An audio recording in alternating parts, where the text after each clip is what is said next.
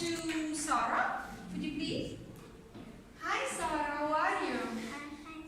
Okay, look to Sarah's hand. Sarah, can you please show your friends your hands? Okay, so what's happened? So what happened? So, Miss Ned is coughing. Here, my hands are clean or dirty? Dirty. Now Miss Ned is going to shake her hands with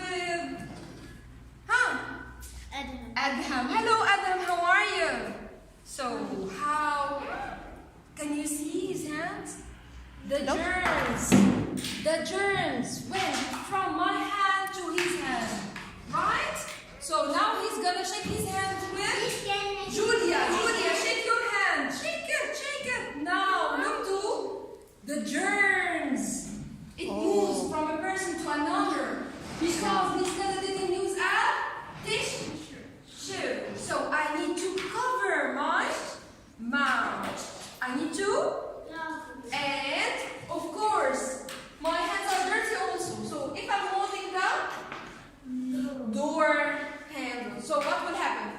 It's good. See? Is it clean? No. So now someone is going out. So how can you open the door? How can you open the door? You're gonna open the door and the germs will move to your hands as well.